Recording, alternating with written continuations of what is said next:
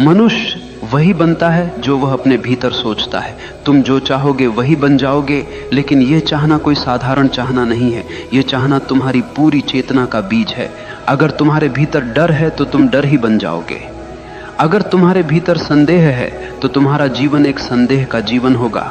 अगर तुम्हारे भीतर प्रेम है तो तुम प्रेम ही बन जाओगे। ध्यान रखना, जीवन तुम्हारी इच्छाओं का प्रतिबिंब है। जैसे दर्पण में चेहरा दिखाई देता है, वैसे ही तुम्हारे विचार, तुम्हारी चाहतें तुम्हारा संसार बनाते हैं। तुम्हारे भीतर जो है वही बाहर खींच कर आता है। लोग सोचते हैं कि भाग्य कहीं बाहर से आता है। नहीं, भाग्य तुम्हारी अपनी चाह का परिणाम है।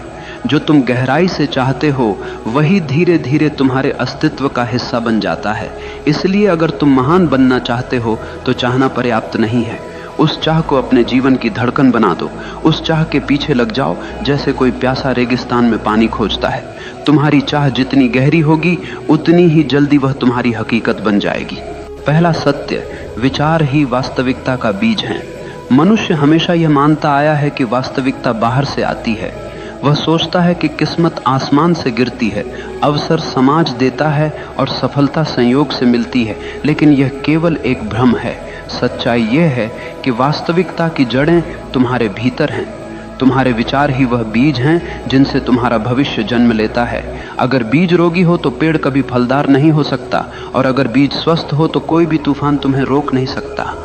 ध्यान दो, अगर कोई बच्चा बचपन से सुनता रहे कि तू कुछ नहीं कर सकता, तू निकम्मा है, तो धीरे धीरे वह बच्चा सच में वही बन जाता है। वह विश्वास ही नहीं करता कि वह कुछ कर सकता है। उसके विचार ही उसे कैद कर देते हैं। लेकिन वही बच्चा अगर यह सुनता रहे कि तेरे भीतर अनंत संभावनाएं हैं, तू कर सकता है, तो उसकी चाल बदल जाती है, उसका आत्मविश्वास बदल जाता है। वह कठिन से कठिन परिस्थिति को भी चुनौती की तरह स्वीकार करता है। तुम्हें समझना होगा कि विचार कोई छोटी चीज नहीं है। विचार ऊर्जा है, और यह ऊर्जा निरंतर तुम्हारी आभा, तुम्हारी भाषा, तुम्हारे निर्णय और तुम्हारी यात्रा को आकार देती है। तुम्हारे विचार तुम्हें या तो कैदी बना सकते हैं या मुक्त कर सकते हैं। अगर तुम्हारे विचार संदेह, भय और हीनता से भरे हैं तो तुम चाहे कितनी भी कोशिश कर लो, तुम्हारा जीवन बार बार वहीं लौटेगा जहां से चला था। लेकिन अगर तुम्हारे विचार प्रेम, साहस और आत्मविश्वास से भरे हैं तो परिस्थितियां तुम्हारे विरुद्ध होते हुए भी तुम्हारे पक्ष में काम करने लगेंगी। मन एक चुंबक है, वह वैसा ही खींचता है जैसा वह सोचता है। अगर तुम अपने भीतर रोशनी रखोगे तो अंधेरा कितनी भी कोशिश कर ले तुम्हें डुबा नहीं पाएगा। अगर तुम अपने भीतर अंधकार पालोगे तो सूर्य भी सामने आकर तुम्हें रोशन नहीं कर पाएगा। याद रखो, तुम्हारे विचार ही तुम्हारे भाग्य के निर्माता हैं, और भाग्य बाहर कहीं नहीं है, वह हर पल तुम्हारे मन में बुना जा रहा है।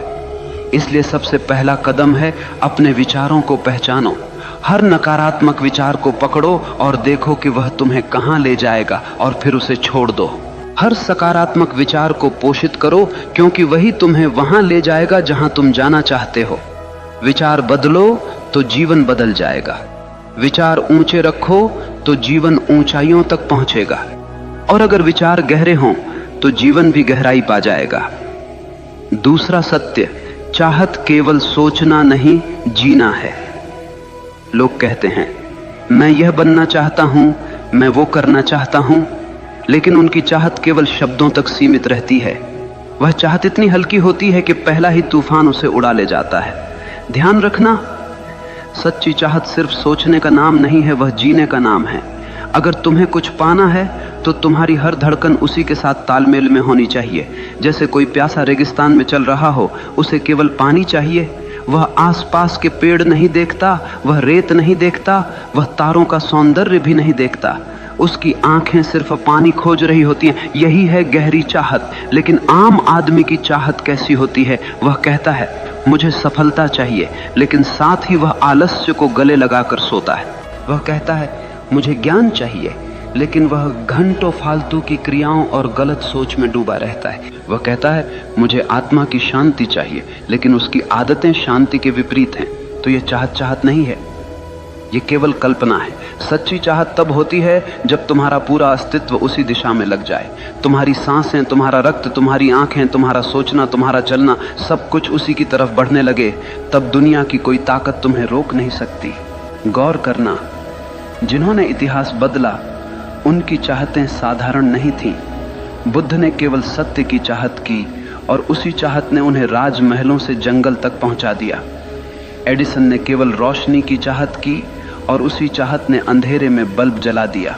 गांधी ने केवल स्वतंत्रता की चाहत की और उसी चाहत ने साम्राज्य को हिला दिया। तुम जो चाहोगे वही बन जाओगे, लेकिन वह चाह इतनी गहरी होनी चाहिए कि तुम्हारा पूरा जीवन उसका गवाह बन जाए।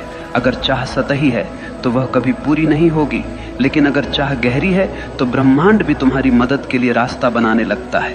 याद रखो, सतही चाहतें सपनों में मर जाती हैं, गहरी चाहतें हकीकत में जन्म लेती हैं। तीसरा सत्य, डर और संदेह तुम्हारे सपनों के सबसे बड़े दुश्मन। मनुष्य चाहता तो बहुत कुछ है, लेकिन उसके भीतर एक और आवाज लगातार गूंजती रहती है, क्या यह संभव है? अगर मैं असफल हो गया तो, अगर लोग हंस पड़े तो, अगर दुनिया ने मुझे ठुकरा दिया तो? यही डर और यही संदेह तुम्हें कभी वहां पहुंचने नहीं देंगे जहां तुम जाना चाहते हो। याद रखना, डर और संदेह वही जहर हैं जो चाहत की जड़ों को धीरे धीरे सुखा देते हैं। देखो, तुम्हारे भीतर दो आवाजें हमेशा चलती रहती हैं। एक कहती है हाँ मैं कर सकता हूं, दूसरी कहती है नहीं, यह मेरे बस की बात नहीं है। और तुम वही बन जाते हो जिसे तुम सुनते हो। अगर तुम डर की आवाज सुनोगे तो जीवन एक जेल बन जाएगा।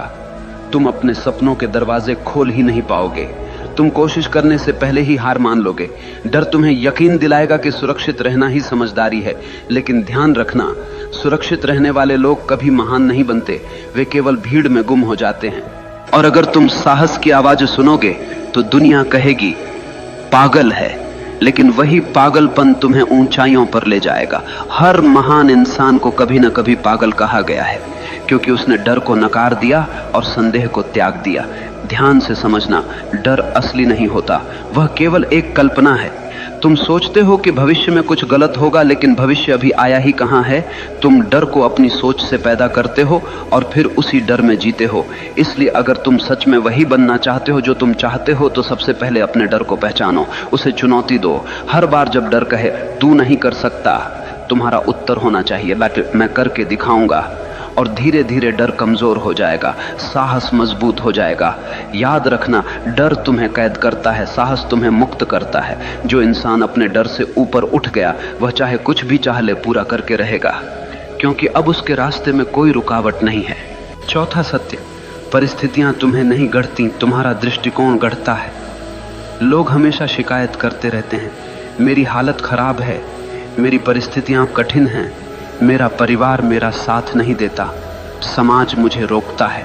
लेकिन ध्यान से सुनो, परिस्थितियां कभी किसी को महान नहीं बनाती और न ही किसी को छोटा करती हैं। महान वही बनता है जो कठिन परिस्थितियों को सीढ़ी बना लेता है, और छोटा वही रह जाता है जो परिस्थितियों को बहाना बना लेता है। जीवन में तूफान आएंगे, कभी गरीबी का तूफान, कभी असफलता का, कभी अकेलेपन का।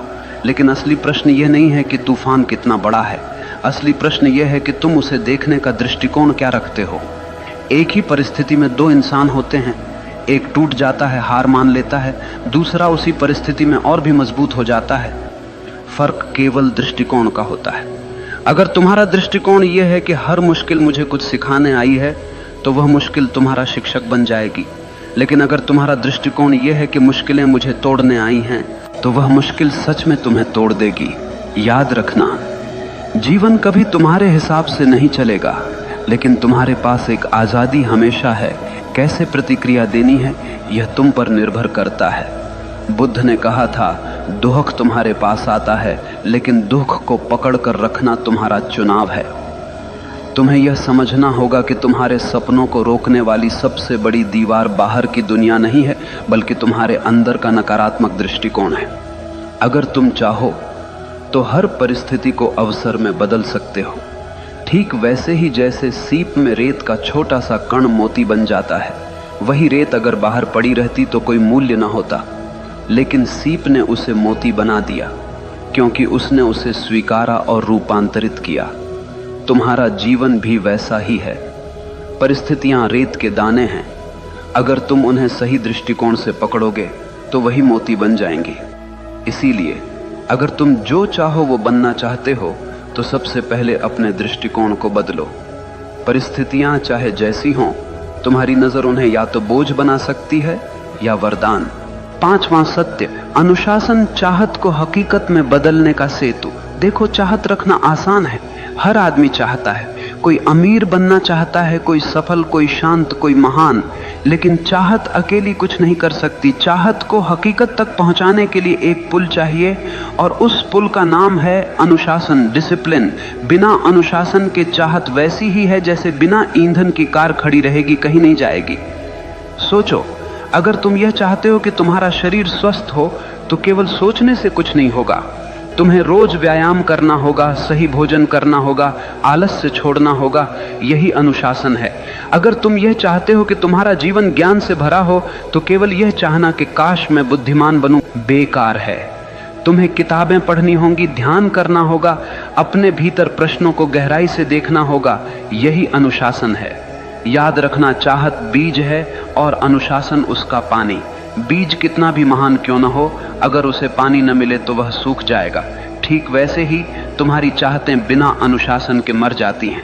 आज दुनिया में लाखों लोग सपने देखते हैं, लेकिन केवल वही लोग सफल होते हैं जिनके पास अनुशासन है, क्योंकि सपनों को हकीकत तक पहुंचाने का काम केवल अनुशासन ही करता है। और अनुशासन कोई कैद नहीं है, अनुशासन तो आज़ादी है। आज़ादी इस बात की कि तुम अपने ही आलस्य, अपनी ही कमजोरियों और अपने ही डर से मुक्त हो जाओ। देखो, एक नदी जब तक बह रही है वह जीवन देती है, लेकिन वही नदी अगर बिखर जाए, फैल जाए, तो केवल कीचड़ बन जाती है। अनुशासन नदी के किनारों जैसा है, जो तुम्हारी ऊर्जा को दिशा देता है, गहराई देता है और तुम्हें तुम्हारे मंजिल तक ले जाता है। इसलिए अगर तुम सच में वही बनना चाहते हो जो तुम चाहते हो, तो केवल चाहने से कुछ नहीं होगा। तुम्हें अपने जीवन में अनुशासन की आग जलानी होगी। हर दिन, हर क्षण अपने लक्ष्य के लिए समर्पित होना होगा। और जब चाहत और अनुशासन मिलते हैं तो चमत्कार होता है। तब मनुष्य वही बनता है जो वह चाहता है। मनुष्य वही बनता है जो वह गहराई से चाहता है। लेकिन याद रखना, यह जीवन कोई खेल नहीं है, यह तुम्हारी चेतना की यात्रा है।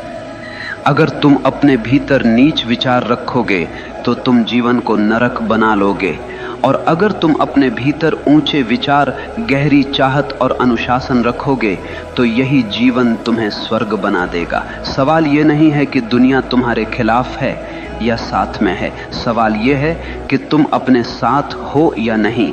अगर तुम अपने विचारों, अपनी चाहतों और अपने अनुशासन के साथ खड़े हो तो दुनिया की कोई ताकत तुम्हें रोक नहीं सकती। याद रखना, भाग्य बाहर से नहीं आता, भाग्य तुम्हारे भीतर से जन्म लेता है। जैसे तुम सोचते हो, जैसे तुम चाहते हो, जैसे तुम जीते हो, वही तुम्हारा भविष्य बनता है। तो उठो, अपने डर को छोड़ो, अपने संदेह को जलाओ, अपनी चाहत को इतना गहरा बना लो कि वह तुम्हारी हर सांस में समा जाए, और फिर देखना पूरा ब्रह्मांड तुम्हारे रास्ते को साफ करने लगेगा।